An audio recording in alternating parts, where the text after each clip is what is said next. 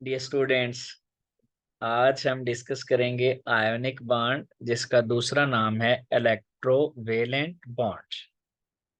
Ionic bond या electrovalent bond ये बनता है इलेक्ट्रॉन के ट्रांसफर से, एक इलेक्ट्रॉन या एक से ज्यादा इलेक्ट्रॉन का ट्रांसफर।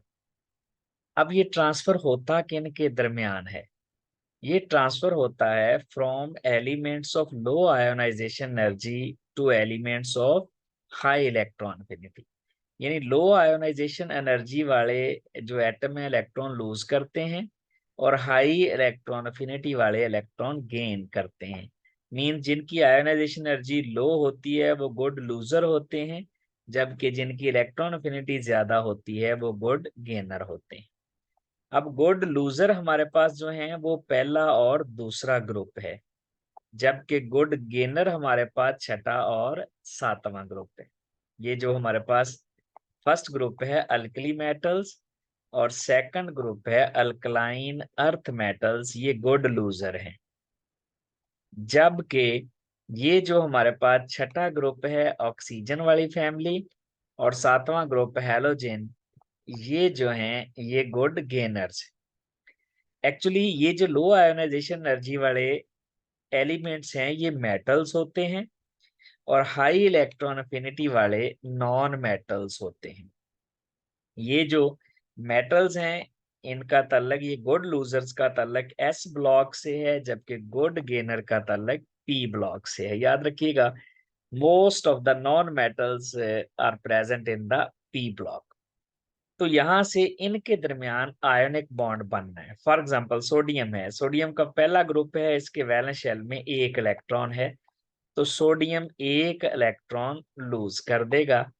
तो ये हमारे पास बन जाएगा सोडियम आयन, प्लस प्लस एक इलेक्ट्रॉन निकल गया। अब यहां से फ्लोरीन के वैलेंस शेल में 7 इलेक्ट्रॉन है, तो फ्लोरीन ये एक इलेक्ट्रॉन गेन कर लेगा। इस तरह दोनों अपना ऑक्टेट कंप्लीट कर लेंगे और ये सोडियम आयन और फ्लोराइड आयन बनेंगे। और इन दोनों के दरमियान ये जो बॉन्ड बनेगा वो सोडियम फ्लोराइड बनेगा और बॉन्ड बनेगा आयोनिक बॉन्ड, ये इसको इलेक्ट्रोवैलेंट बॉन्ड। और ये जो दोनों के दरमियान अट्रैक्शन है उसको हम इलेक्ट्रोस्टैटिक फोर्स ऑफ अट्रैक्शन कहेंगे।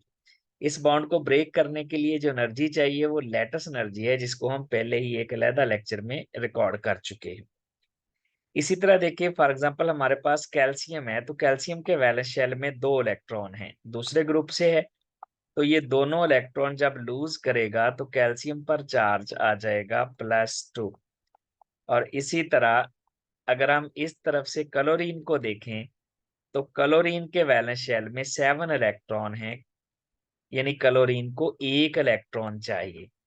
अब चूंकि हमारे पास लॉस 2 इलेक्ट्रॉन का हुआ है, क्लोरीन एक इलेक्ट्रॉन गेन कर सकता है, तो हम 2 क्लोरीन के एटम ले लेंगे जो 2 इलेक्ट्रॉन गेन कर लेंगे, एक एक दोनों, और 2 क्लोराइड बन जाएंगे। अब कैल्शियम ने यहाँ पर 2 इलेक्ट्रॉन लूज किए हैं, जबकि क्लोराइड ने एक इलेक्ट्रॉन गेन किया है। तो हम फार्मूला इस तरह से बना सकते हैं कि इन दोनों को, जो इनकी चार्ज आ रहे हैं, इंटरचेंज कर देते हैं, सिर्फ वैल्यूज को, मैग्नीट्यूड को, चार्ज को नहीं, साइन को नहीं करना। तो ये बन जाएगा Ca1Cl2, कैल्शियम क्लोराइड बन जाएगा इस तरह से। इसी तरह अगर आप स्ट्रोंशियम को देखें तो स्ट्रोंशियम भी 2 इलेक्ट्रॉन लूज करता है क्योंकि दूसरे ग्रुप से है। और इस तरफ अगर हम ऑक्सीजन को देख लें, इसके वैलेंस शेल में 6 है, ये 2 इलेक्ट्रॉन गेन करता है। तो इस तरह ये स्ट्रोंशियम ऑक्साइड बन जाएगा, क्योंकि ये बराबर है, +2 -2, तो ये बन जाएगा इस तरह से स्ट्रोंशियम ऑक्साइड। तो ये है dear students ionic bond, transfer of electron से बनने वाला। नेक्स्ट लेक्चर में हम डिस्कस करेंगे कि कोई बॉन्ड 100% आयनिक क्यों नहीं होता, और फिर आयनिक करैक्टर ग्रुप्स और पीरियड में किस तरह से वेरी करता है, यानी कि उसके ट्रेंड्स क्या हैं आयनिक करैक्टर के। Thank you very much.